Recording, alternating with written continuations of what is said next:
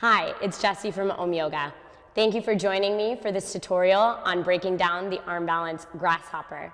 When you're ready, grab your mats and meet me on this seat.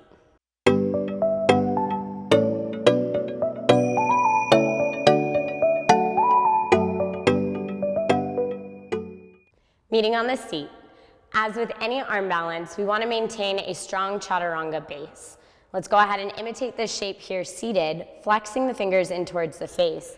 Roll the shoulders up, back, and down so that you're attaching the scapula onto the back. Press weight into the palms as if you were pushing into a wall. Take a big inhale and exhale, slowly bend the elbows until they come in line with the shoulders, creating a 90-degree bend. Keep the fingers flexed in towards the face. Inhale as you press the hands back out. Exhale, bend the elbows, draw them in. Elbows adduct in towards the midline. Final round, inhale as you extend out. Exhale, bend the elbows, draw them in. Go ahead and set it down, shake it out. We're gonna translate this shape now and flip it upside down as you work your way into a side crow base. So making your way into a toe squat. Both side crow and grasshopper are a massive twist. So we're gonna warm up this twist now. Inhale as you bring the hands to heart space. Press the palms together, activate through the upper body. Exhale, slowly work to hook the left elbow outside of the right thigh.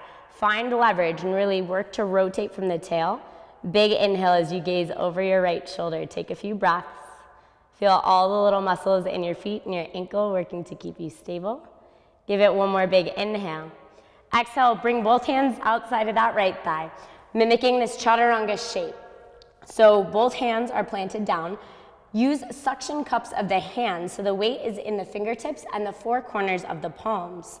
The left tricep is going to support both of the legs. The right elbow is going to internally rotate to catch that right hip crease. Strong Chaturanga base. See if you can wiggle the thighs as close as you can up into that left armpit. Start to internally rotate the right arm. Shift the weight into the palms. You can still stay really grounded in the toes without taking flight to come into your full side crow. Keep the gaze in line with the knees. If you look down, you're going to go down. So keep the integrity in the upper body. That drishti is really essential here. So as you shift, if you're feeling nice and stable in the arms, begin to lift off of one or both sets of toes as you come into your side crow. If you have this shape, you can work to splay the legs. The bottom leg will extend out to the side. The top leg will extend back. Work the bends out of both knees. And then maybe take the drishti, the gaze, towards the top of the mat. Whichever shape you're in, take a few breaths.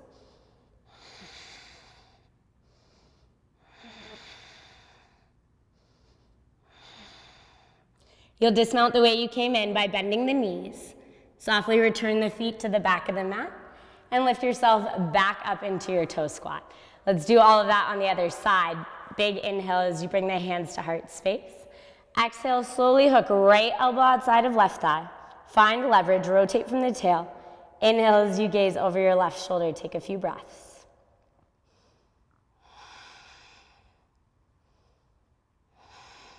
One more big inhale. Exhale, plant the hands on the mat, gripping with the four corners of the palms and the fingers. This time, the right tricep will support the weight of the legs. The left elbow will internally rotate to catch that left hip crease. Beginning to shift the weight, see if you can wiggle the thighs as high as you can up into that right armpit. Shifting the weight into the arms, you can stay grounded on the toes, or if you feel prepared to take flight, start to lift off. Keep the gaze in line with the knees, maintain the integrity in the upper body. If you'd like to play with straightening the legs, the bottom leg will kick out to the side, the top leg will extend back. Maybe this is where you extend your drishti towards the top of the mat. See if you can take the bends out of both knees and take a few breaths.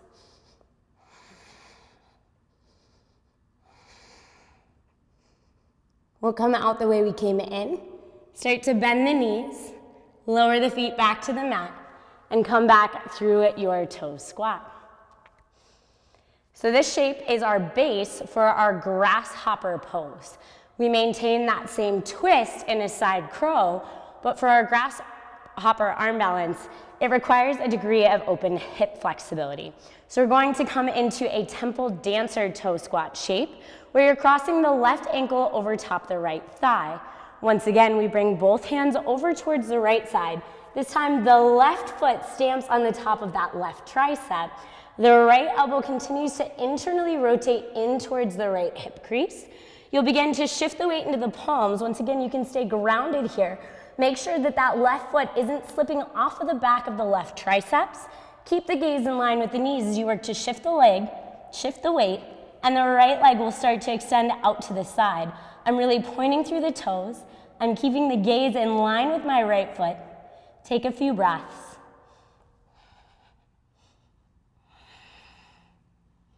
Give it one more big inhale. Exhale to dismount the way that you came in, back through that temple dancer toe squat.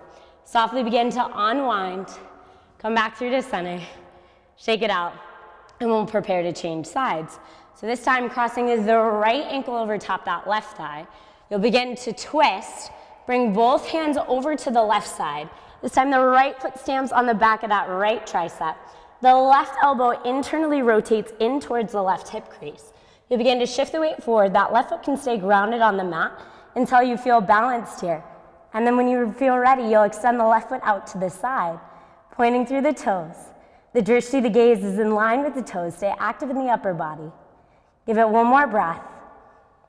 And then dismount the way that you came in. Bring the left foot to the mat. Slowly lower the hips. Unwind that right leg. And then softly lower the knees down to the mat. Take a few breaths.